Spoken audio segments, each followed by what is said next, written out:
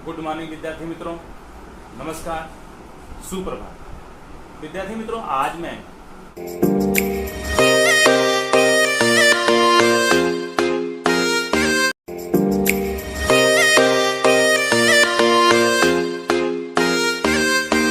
आप लोगों को अर्थशास्त्र का कुछ इंपॉर्टेंट बताने वाला हूं। आप लोग बोर्ड पर देख रहे होंगे, बताऊंगा। पहले इसके प्रकार के बारे में जान जाइए। तो स्तंभ आकृति के प्रकार में 3 प्रकार होते हैं। पहला आप लोग देख रहे होंगे सरल स्तंभ आकृति, दूसरा आप लोग देख रहे होंगे पास पास की स्तंभ आकृति, तीसरा है इसका विभाजित स्तंभ आकृति। विभाजित स्तंभ आकृति, सरल स्तंभ आकृति, पास पास की स्तंभ आकृति, विभाजित स्तंभ आकृति, 3 प्रकार के बारे में बताया गया है। स्तंभ आकृति के 3 प्रकार होते हैं। तो बच्चों, आज मैं आप लोगों को सरल स्तंभ आकृति के बारे में बताऊंगा कि सरल स्तंभ आकृति किस प्रकार से बनाते हैं। बच्चों, सरल स्तंभ आकृति किस प्रकार बनाया जाता है, इसको मैं आप लोगों को बहुत अच्छी प्रकार से आज समझाऊंगा, जो आप लोगों को निश्चय मैं आशा करता हूं कि आप लोगों को जरूर आ जाएगा। तो पहला हम शुरू करते हैं स्तंभ आकृति, सरल स्तंभ आकृति। पहला है सरल स्तंभ आकृति। बच्चों, सरल स्तंभ आकृति किसी एक आधार जैसे कोई प्रदेश हो, समय काल हो, वर्ष हो इत्यादि पर किसी एक मूल्य को दर्शाता है। एक मूल्य को दर्शाता है, केवल एक ही दिया रहेगा, उसमें 2 नहीं दिया रहेगा। विभाजित नहीं, पास पास के स्तंभ आकृति में 2 दिया रहेगा, इसमें केवल एक ही दिया रहेगा। इस प्रकार से कि सरल स्तंभ आकृति केवल एक मूल्य को दर्शाता है। एक बॉक्स एक बनता है केवल। तो इस प्रकार से आप सरल स्तंभ आकृति को बना सकते हो। सरल अगर बोलता है तो एक का होता है, एक मूल्य को केवल दर्शाता है। x अक्ष पे एक होता है और y अक्ष पे एक होता है। तो विद्यार्थी मित्रों, और ज्यादा समय ना लेते हुए हम लोग अपने मेन टॉपिक पे आते हैं। तो देखो बच्चों, मैं आपको बता रहा हूं कि सरल स्तंभ आकृति किस प्रकार से बनाते हैं आलेख पेपर पर। सबसे पहले आप क्या करेंगे, एक आलेख पेपर लेंगे, ग्राफ पेपर जिसको कहते हैं। ऐसे इस पे आप खींच लेंगे, ऐसा सीधा स्केल से, हमारे ऐसा हाथ से नहीं। आप स्केल से ऐसा खींच लोगे, हो गया। सब प्लस में है, यहाँ 0 बना दो। अब कितना है इसमें पहले देख लो, 1 2 3 4 5 6 है। तो इसके बीच बीच में लाइन होती है। 1 सेंटीमीटर का होता है। 1 सेंटीमीटर को लोगे तो छोटा छोटा हो जाएगा, इसलिए 2-2 सेंटीमीटर का आप ले लो। एक ऐसा होता है, ऐसा होगा तो 2 ले लो। तो इस प्रकार से अब हम ऐसे बड़ा ले रहे हैं। 2 3 4 5 और दूसरा हो गया 6। तो 6 लेने के लिए कितना जाना पड़ेगा हमको, इसके बीच बीच में है, देखो एक और बीच में लाइन है, ऐसा होगा, इस प्रकार से होगा। तो बच्चों क्या करेंगे, इसमें एक का गैप कर लो। अब देखो यहाँ पे क्या करेंगे, हमको यहाँ पे लेना है 35, स्तंभ आकृति बनाना है, तो इतने का गैप कर लो। 1 सेंटीमीटर 1 सेंटीमीटर 1 सेंटीमीटर 1 सेंटीमीटर ऐसा है। अभी हमने 2 सेंटीमीटर का लिया था, ये 2 सेंटीमीटर का लिया था बच्चों। ये 2 सेंटीमीटर है, 2 सेंटीमीटर 2 का ना लेकर के हम 1 का लेंगे। अब इसके बीच में कितना है, यहाँ कितना गैप होगा पहले का, जनवरी फरवरी, इसको जनवरी फरवरी, मार्च अप्रैल, मई जून, जुलाई अगस्त, सितंबर अक्टूबर, नवंबर दिसंबर, एक का अंतर होगा। जनवरी फरवरी यहाँ लिख दीजिए आप, मैं शॉर्ट में लिख रहा हूँ, बड़ा नहीं आएगा। और फरवरी, यहाँ 1 का गैप करो आप। मार्च अप्रैल, यहाँ पे मई, यहाँ पे जून, यहाँ पे जुलाई, यहाँ पे अगस्त, यहाँ सितंबर, यहाँ अक्टूबर, यहाँ पे नवंबर और यहाँ पे दिसंबर। यहाँ ये लिख दो, यहाँ AP, यहाँ JA लिख दो, FB लिख दो, यहाँ पे MAY लिख दो, JU लिख दो। इस तरह से बन गया आपका। इधर बड़ा है तो इसको मिटा दीजिए, इसको मिटा दिया। इसको मान लेते हैं x अक्ष और इधर को मान लेते हैं y अक्ष। तो बच्चों x अक्ष और y अक्ष बन गया, यहाँ 0 हो गया। अब आप इसमें देखो सबसे बड़ा क्या है, सबसे बड़ा आपको दिख रहा है 65। तो 1 सेंटीमीटर बराबर हमने इसके बीच में भी ऐसे ही रहेगा, 1 2 3 4 5 6 7 8 9, वहां भी 1 सेंटीमीटर है। जैसे हम लोग बताया था मैं पिछले वीडियो में कि यहाँ तक एक वर्ग बनता है, ये वर्ग होता है। इसके बीच में कितना, 1 सेंटीमीटर, 1 सेंटीमीटर, ये भी 1 सेंटीमीटर है। तो इसको ना बना करके हम लोग ऐसा बनाते हैं, 5 का माने कि 10 का माने, स्केल माप हम कितने का मान रहे हैं, 1 सेंटीमीटर का माने कि 10 सेंटीमीटर का माने। तो यहाँ स्केल माप आप लिख दीजिए, स्केल माप। स्केल माप बच्चों कितना है, x अक्ष पे क्या लिखा है, x अक्ष पे क्या है, मास है, मास दिया गया है। y अक्ष पे क्या लिखा है, विक्रय। y अक्ष पर ये विक्रय है। विक्रय में क्या है, 1 सेंटीमीटर बराबर, 1 सेंटीमीटर बराबर हमने कितना माना है, अगर 5 मानते हैं, 5 5 10, यहाँ तो 10 हो जाएगा, 2 2 को गैप कर लो। तो 2 सेंटीमीटर बराबर 10 चाहे मानो, चाहे 1 सेंटीमीटर बराबर 5 मानो, क्योंकि इसके बीच में कितनी लाइन है, 1 2 3 4 5 6 चाहिए। तो 10 का 6 कर दो, 2 सेंटीमीटर बराबर 10 मानते हैं, तो 2 सेंटीमीटर बराबर 10 हो जाएगा, 10 20 30 40 50, यहाँ हो जाएगा बच्चों 60। 60 के बाद 70, आपको 70 तक लेना है, क्योंकि 65 है तो 70 आ जाएगा यहाँ पे। ये है 5 5 का, 5 10 5 5 10, यहाँ 15, यहाँ 20, यहाँ 25, यहाँ 30, बराबर हो गया। अब आप बना सकते हो। देखो बच्चों, सबसे पहले क्या करेंगे, यहाँ पे कितना गया है, 1 सेंटीमीटर बराबर हमने क्या माना है, 5, और वो भी इकाई, या आप इकाई लिख दीजिए, 5 इकाई हो गया। स्केल माप आपकी हो गई। स्केल माप आप ऊपर भी बना सकते हैं या नीचे बना सकते हैं, इसके लिए कोई दिक्कत आपको नहीं है, पिछले वाले वीडियो में बता चुका हूं। तो जनवरी और फरवरी में देखिए कितना गया है, 35।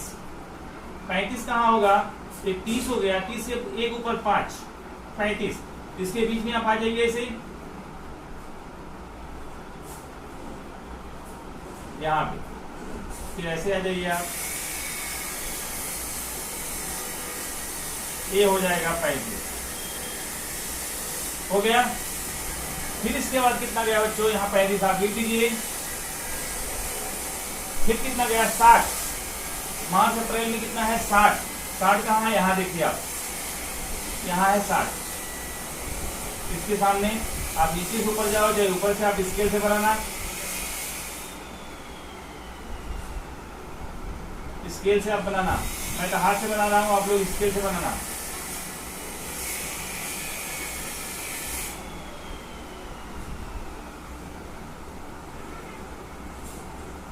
ये स्केल से बना दे, हो गया 60, ये 60 हो गया। फिर इसके बाद मई जून में कितना है, मई और जून में, मई जून में कितना है बच्चों, 65। तो 60 से एक ऊपर जाएगा, मतलब ये 65 हो जाएगा, ये 70 है, तो यहाँ पे 65 चले जाइए आप, इसके सामने ही 65, और यहाँ से ऐसे आ जाइए आप, ये हो जाएगा आपका 65। ये देख सकते हो आप, कितना हो गया 65। यहाँ आप 65 लिख दीजिए, बराबर 65। फिर बच्चों क्या है इसके बाद, जुलाई और अगस्त में कितना है 40। जुलाई अगस्त में 40 है, तो 40 कहाँ है, यहाँ पे आप आ जाइए।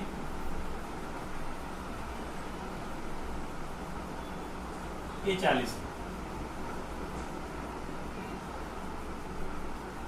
इसको आप 40 लिख दीजिए। फिर कितना है बच्चों, सितंबर अक्टूबर में 50 है, सितंबर अक्टूबर में 50 का मतलब यहाँ पे आ जाइए आप, इसके सामने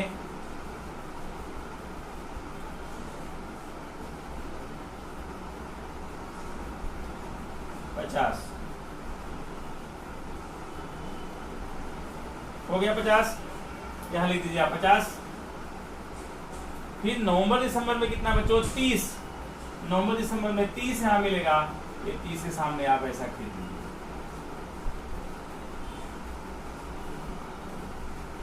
ऐसा। ये हो गया आपका 30। और क्या बचता है इसमें, अब बन गया। अब इसमें कुछ डिजाइन बना दो, नहीं तो एक ही जैसा दिख रहा है, थोड़ा सा ऐसा कर दीजिए आप, जैसा आपको बनाना है ऐसा थोड़ा शेडिंग कर दीजिए, स्पष्टता जिसको बोलते हैं, तो और आपका स्पष्ट हो जाएगा, स्वच्छ हो जाएगा, साफ सुथरा हो जाएगा, जिससे देखने वाले को पूरा समझ में आ जाएगा। इस प्रकार की आकृति आपको बनाना है, ऐसे आप कर दीजिए, बराबर बच्चों, समझ में आ रहा होगा, ऐसा बनना है। ये देखो सरल स्तंभ आकृति क्या होती है, एक चल पे मूल्य दर्शाती है। एक चल क्या है, देखो एक ही है, पास नहीं है, अकेले हैं। एक बीच में बराबर लाइन का गैप होना चाहिए, बीच में बराबर गैप, देखो यहाँ जितना गैप है उतना यहाँ, उतना यहाँ पे, उतना ही यहाँ पे होना चाहिए। 1 सेंटीमीटर का गैप और 1 सेंटीमीटर का स्तंभ, इस दोनों बात का ध्यान रखना चाहिए। अगर 2 रखना है आपका गैप, 2 सेंटीमीटर का भी गैप आप रख सकते हो, ऐसा जरूरी नहीं है। आप 2 सेंटीमीटर का भी गैप रख सकते हो या 1 सेंटीमीटर गैप रखो, जितना रखो लेकिन समान रखो। आप समान रखोगे तो आपका आलेख सही माना जाएगा, नहीं तो गलत होता है। विद्यार्थी मित्रों देखिए, आपको इस तरह से मैं बता रहा हूँ, आसान तरीका जो हर विद्यार्थी के लिए थोड़ा सा केवल ध्यान देगा और आ जाएगा। ये आपका तैयार हो गया। अब बच्चों एक चीज और बचती है जो यहाँ पे नीचे हमको बताना है, यहाँ आप बता दीजिए। ऐसे यहाँ क्या लिखा हुआ है, मास या महीना। इसके बाद इधर क्या लिखा गया है, इधर बच्चों देखो क्या लिखा गया, विक्रय। आप ऐसे लिख देना, ये विक्रय कितने है, इकाई में, इकाई में, विक्रय इकाई में हो गया। ये आपका आलेख कंप्लीट हो गया। अब बच्चों आलेख अगर कंप्लीट हो गया तो एक और काम बचता है, इसका विश्लेषण करना। विश्लेषण कैसे लिखेंगे, उसके नीचे विश्लेषण लिखा जाता है।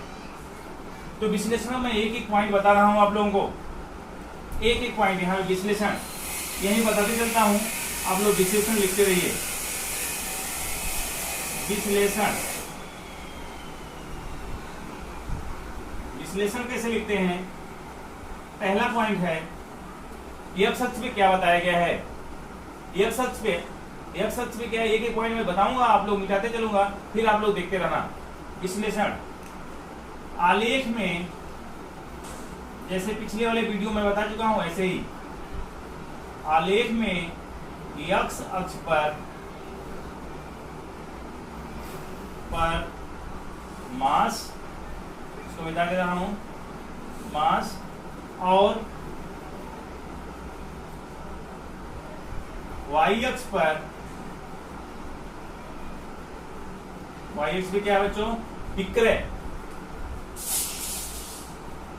विक्रय दर्शाया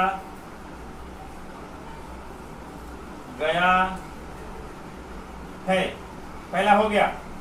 अब दूसरा लिखो, दूसरी पॉइंट इसकी, अब देखो सबसे बड़ा कब है विक्रय, सबसे ज्यादा बिक्री कब हो रही है, कौन से महीने में? मई और जून में विक्रय कितना है? 65 इकाई। सबसे अधिक वाला बता दो। मई और जून के महीने में, दूसरा पॉइंट है मई जून के महीने में विक्रय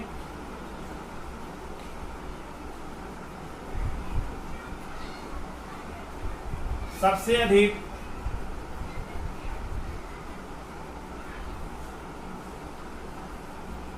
कितना है बच्चों? सबसे अधिक कितना है? 65 इकाई है। 65 इकाई है। तीसरी पॉइंट इसकी क्या होगी बच्चों? तीसरी पॉइंट सबसे कम कहां है? देख लो किस महीने में सबसे कम है? 30। देख लो नवंबर, दिसंबर के महीने में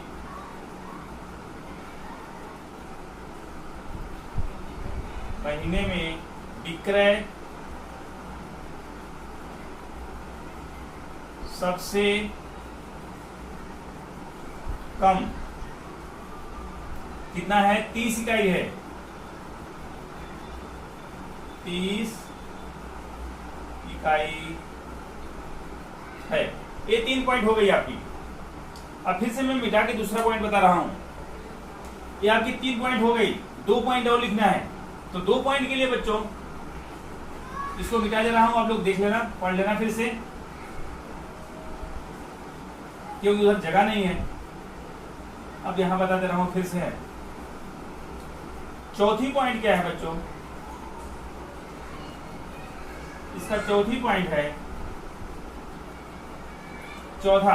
चौथी बात में क्या देखा? देखो अंतर किसमें सबसे कम दिखाई दे रहा है? यहां पे मई, मार्च, अप्रैल। देखो बच्चों सबसे कम अंतर कहां दिख रहा है? मार्च अप्रैल से मई जून में सबसे कम अंतर दिखाई दे रहा है। देख लो मार्च, अप्रैल और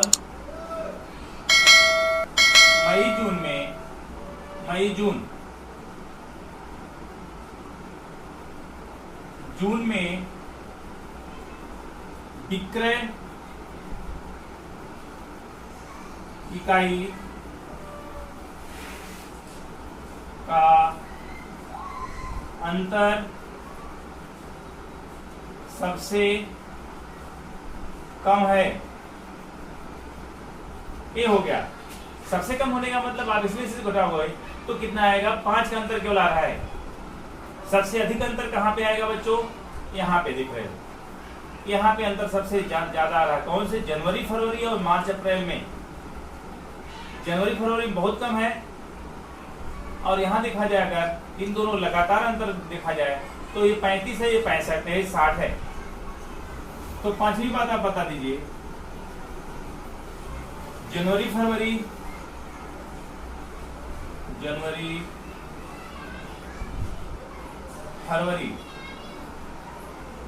और मार्च, अप्रैल में विक्रय इकाई का